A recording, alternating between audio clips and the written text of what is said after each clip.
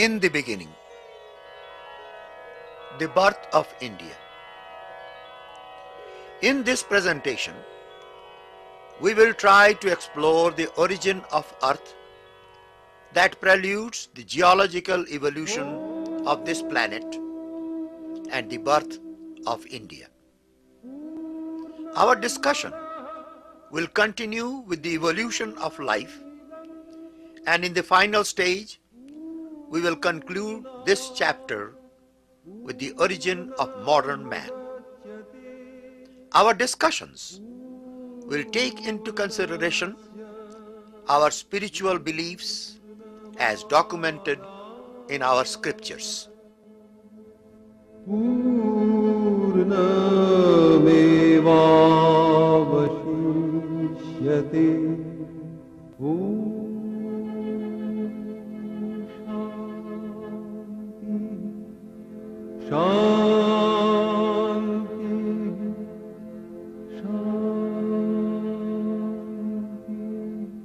Origin of Earth.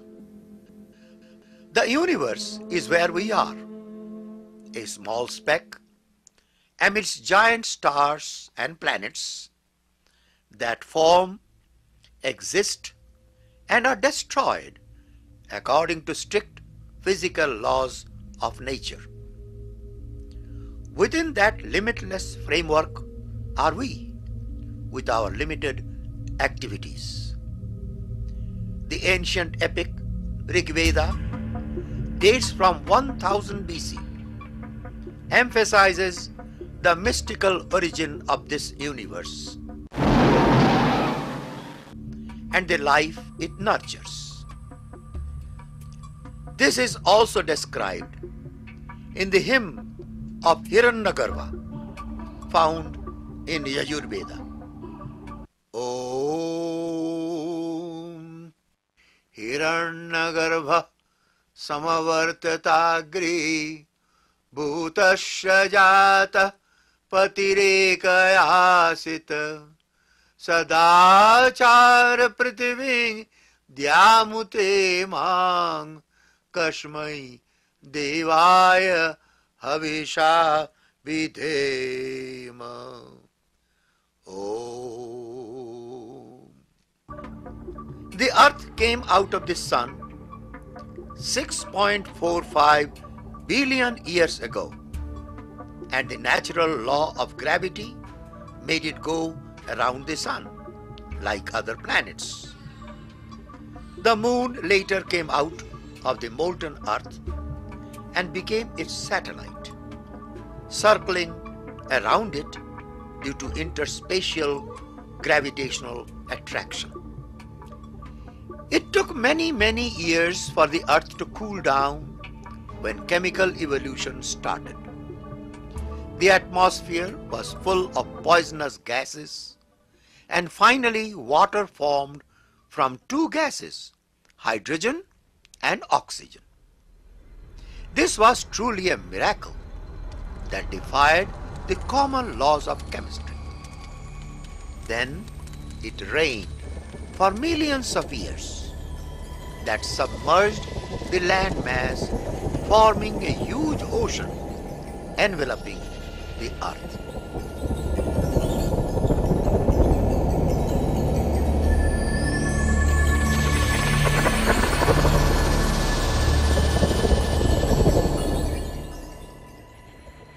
Continental drift and origin of India. The molten earth lying under the water about 550 million years ago finally came up from the ocean as a single mass of solid capped with ice.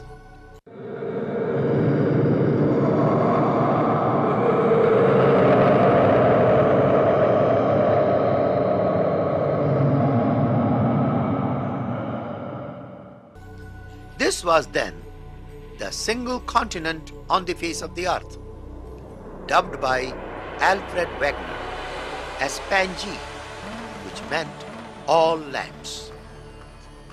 This was about 250 million years ago.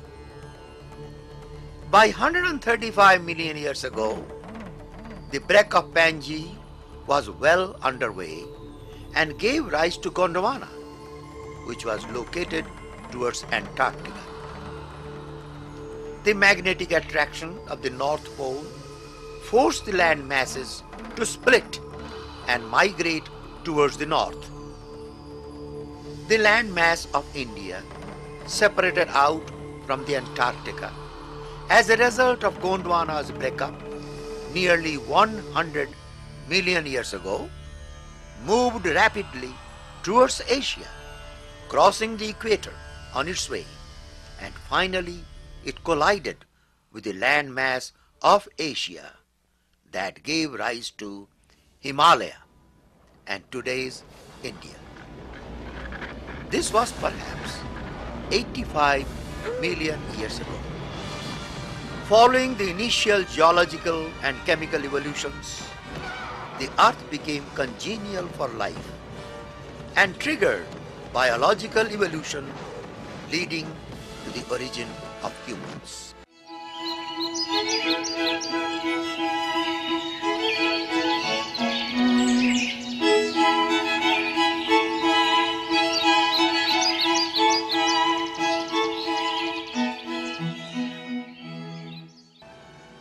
Evolution of life on the earth.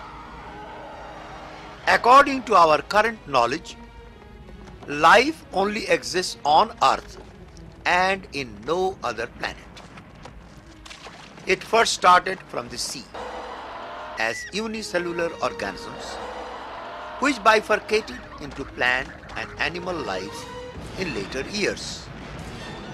Earth has the right atmosphere to support life. The increased vegetation on Earth helps to evolve various forms of life. Fish was one of the primitive vertebrates that had backbones like the humans, which led to the first incarnation of Vishnu as Matsavatar. The land mass triggered to the evolution of amphibians, which could choose to live in water or on land. Thus comes the second incarnation of Vishnu, or Kurmavatar, in the form of turtle. On the time scale, this was conjectured to be 200 million years ago. Mammals began to evolve during the next 100 million years, leading to the era of dinosaurs.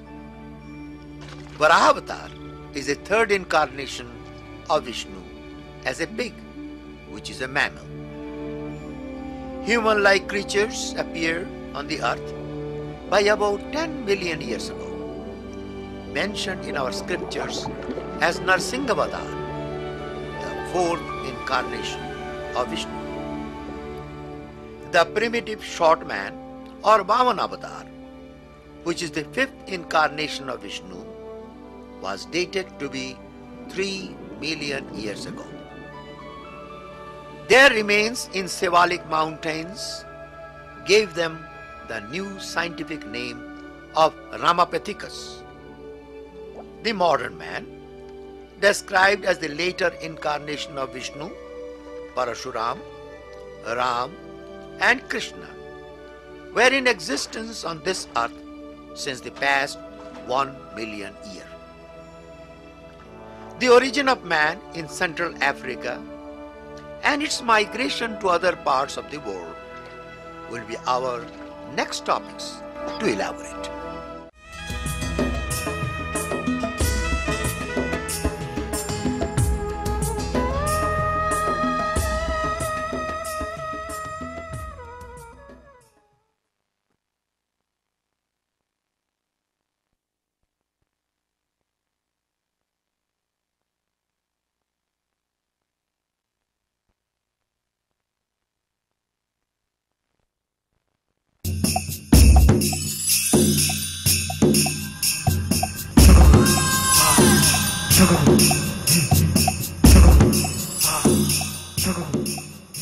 The origin of humans and their global migration. Life on Earth first began in water. The first fish reportedly appeared about 500 million years ago. Interestingly, Hindu religious scriptures written many years ago mention the existence of Matsya, or fish, as Vishnu's first incarnation. Vishnu is the preserver of life.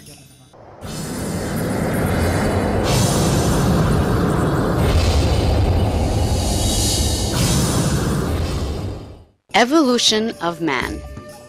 Most scientists believe that the human species originated in the Olduvai Gorge in the eastern part of Africa in northern Kenya. Bones and tools of hominids of the genus Australopithecus have been found in Tanzania, Kenya, Ethiopia, and other places going back at least 5 million years. These hominids walked on two legs and may have learned how to control fire. With the aid of their tools and intelligence, the Australopithecus established themselves securely throughout most of eastern and southern Africa. Beginning about 1 million years ago, the Australopithecus gradually disappeared as new species of hominids, possessing greater intelligence, evolved and displaced their predecessors. The most important of these new hominids was the Homo erectus. However, about 250,000 years ago, the Homo erectus faded before the advance of even more intelligent and successful human species, including the Homo sapiens. Intelligence allowed the Homo sapiens to adapt to widely varying environmental conditions and to establish the species securely throughout the world.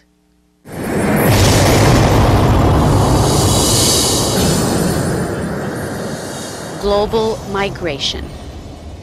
Despite the enormous uncertainty in our knowledge of human development, fossil records allow us to draw a reasonably clear picture of two important early periods, the Paleolithic, or Old Stone Age, and the Neolithic, or the New Stone Age. The immensely long Paleolithic Age, which lasted from about 400,000 to 7,000 BC, takes the scholarly name from the crude stone tools that the earliest hominids chipped from flint and obsidian, a black volcanic rock. The Paleolithic Age. Paleolithic peoples hunted a huge variety of animals, ranging from elephants in Spain to deer in China. The hunters were thoroughly familiar with the habits and migratory patterns of the animals on which they relied. But success in the hunt also depended on the quality and effectiveness of the hunter's social organization. Paleolithic hunters were organized and hunted in groups. They also nourished themselves by gathering nuts, berries, and seeds. The basic social unit of Paleolithic societies was probably the family, and their family bonds were no doubt stronger and more extensive than in most human cultures today. The Neolithic Age. Paleolithic tribes either moved with the herds and adapted themselves to new circumstances, or they perished. After the last ice age, around 7,000 BC, some hunters and gatherers began to rely chiefly on agriculture for sustenance. Thus began the Neolithic Age. Neolithic man also acquired reliable fire-making techniques in the form of friction-producing implements, or flint, struck against pyrites. The transition to settled life had a profound impact on the family. Bonds to extended family ties weakened as the Neolithic peoples were more dependent on immediate neighbors than on kinfolk. Until recently, scholars thought that agriculture originated in the ancient Near East and gradually spread elsewhere. Contemporary work, however, points to a more complex pattern of development. Under the same environmental conditions in various parts of the world, domesticating plants and animals probably began at the same time, around 7000 BC. The advent of agriculture brought many other changes.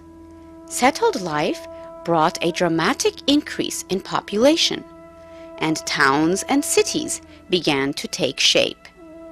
People began to store the surplus grains for bad days, and commerce began to develop.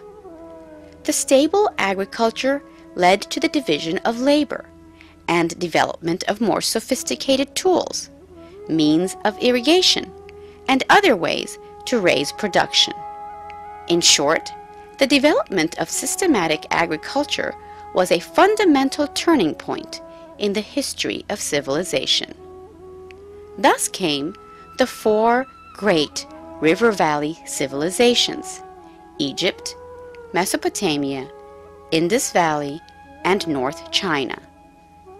Much of the early civilization is accredited to Sumer and Egypt around 3000 BC.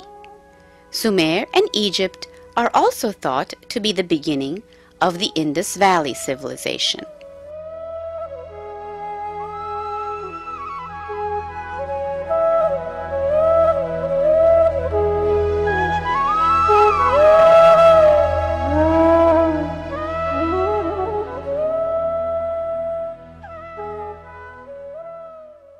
The original settlers of India. Migration to India took place in many waves. The earliest evidence of human activities in India goes back to the Paleolithic Age, or the Stone Age, roughly between 400,000 and 200,000 BC. These are the early humans that led to the evolution of modern man, or Homo sapiens sapiens. The reporting of Peking man from China confirms their possible existence in India as well during that period.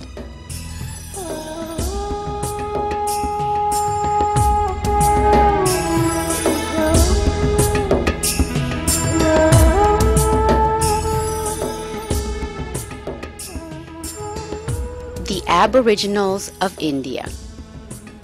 Baigas of central India, Gondas, Todas of the Nilgiri Hills, Nagas, and Mizos of the northeast frontier province are the Aboriginals of India, who are considered by many archaeologists as the original residents of India. They came to India much before the Indus Valley civilization. They are the living examples of the Neolithic culture. In isolated parts of India, these people still lead the lives of primitive hunters, gatherers, and pastoral people. They constitute 30 million people out of India's population of 1 billion. Of these, a Nerito strain, now very thinly represented, is held to be the oldest.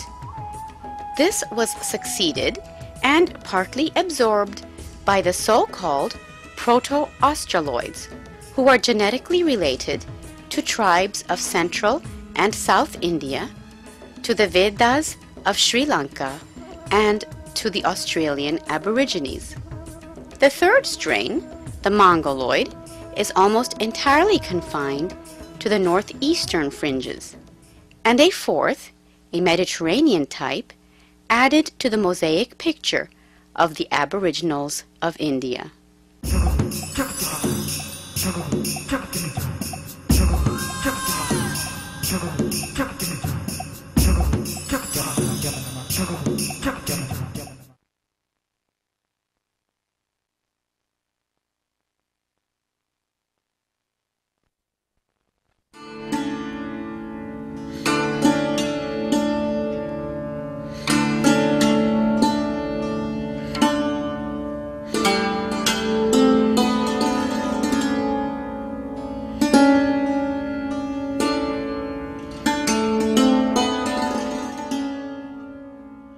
Indus Valley civilization of ancient India.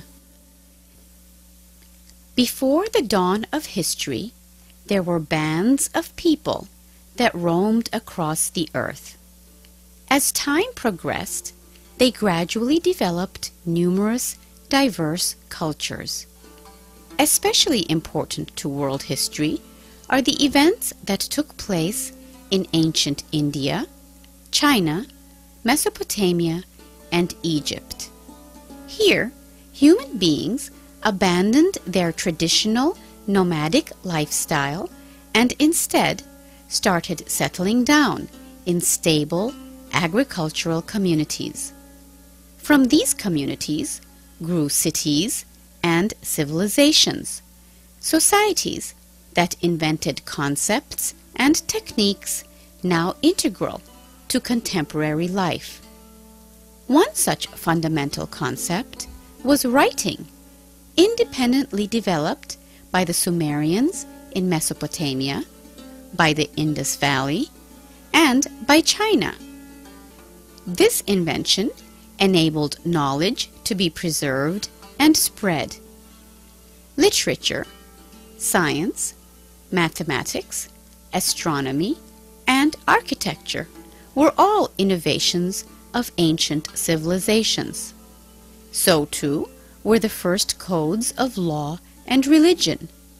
These basic concepts still permeate in daily life all around the world.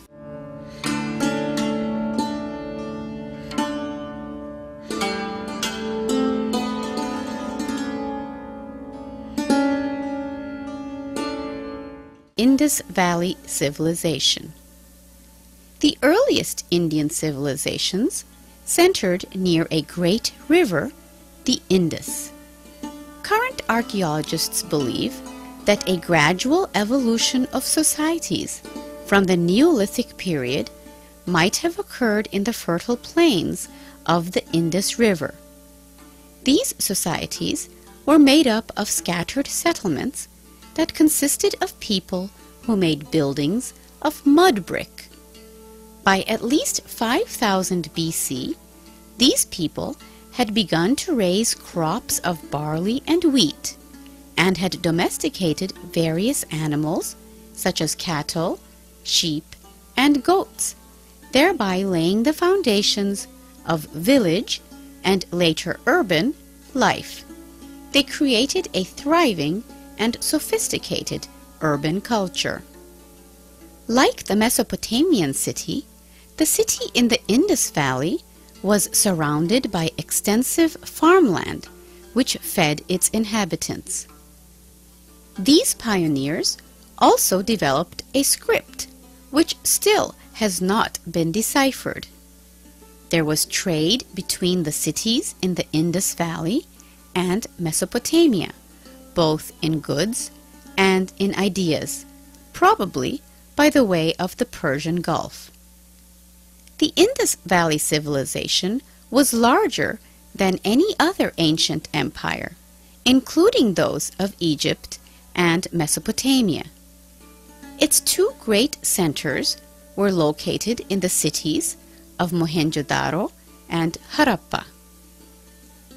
The remnants of these two major cities, Mohenjo-daro and Harappa, reveal remarkable engineering feats of uniform urban planning and carefully executed layout of water supply and drainage. This is now generally known as the Harappan culture.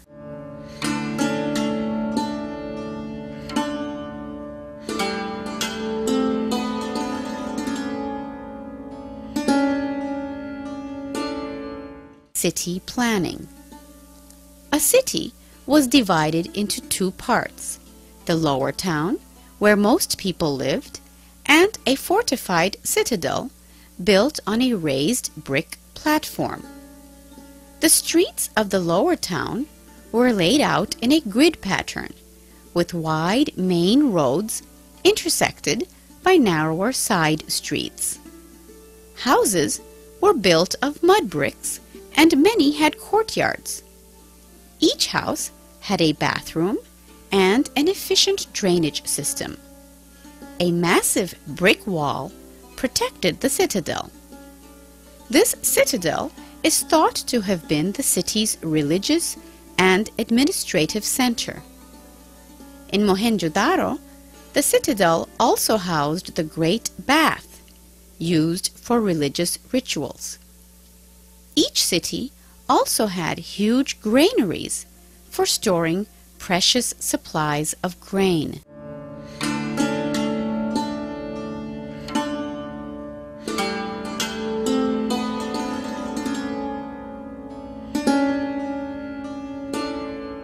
Indus life. Extensive agriculture production, commerce, and trade with Mesopotamia supported Harappan life. The main crops were wheat, barley, dates, and melons. The Indus people loved jewelry and crafted tiny terracotta animals to wear as necklaces. Today, many terracotta figures have been found at the Indus sites. Some resemble ancient gods and goddesses. The people also made various tools and weapons from copper and bronze. Cotton was woven and dyed for clothing. Wheat, rice, and a variety of vegetables and fruits were cultivated, and a number of animals, including the humped bull, were domesticated. Harappan culture was conservative and stable. It is, however, not clear who wielded authority. Was it an aristocrat, a priest, or a person of commercial standing? There is currently plenty of debate as to whether the Harappan scripts, numbers, and alphabet are Proto-Dravidian or Proto-Sanskrit. In the linguistic map, there now appears in the arid highlands of Baluchistan, which is in modern-day Pakistan, an isolated pocket representing a language, Brahui, of Dravidian origin. Despite tantalizing glimpses of a serene and stable society, the intellectual and religious life of the Indus Valley people is largely unknown. Fertility was a major concern to them, as it is to most agricultural people. They apparently worshipped a mother goddess who looked after the welfare of the community. Some later Indian religious beliefs may have originated in this period. One of the most engaging of the early Indian deities, who is depicted at Mohenjo-daro with his customary 3 faces, surrounded by wild animals, closely resembles Shiva, a major Hindu god. The Indus people's great fondness for animals is apparent in the popularity of terracotta animal figurines. This prefigures the deep respect for the animal world that Indians have traditionally felt. Indeed, the Indus people give the impression of having been a people in tune with the world around them, a world they understood and enjoyed. People maintained their equilibrium with nature for hundreds of years, spreading their culture throughout the valley and enjoying a tranquil, steady development.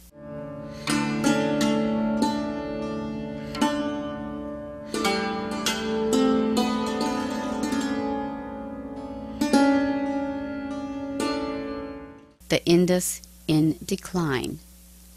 The Indus civilization was at its peak by about 2500 BC.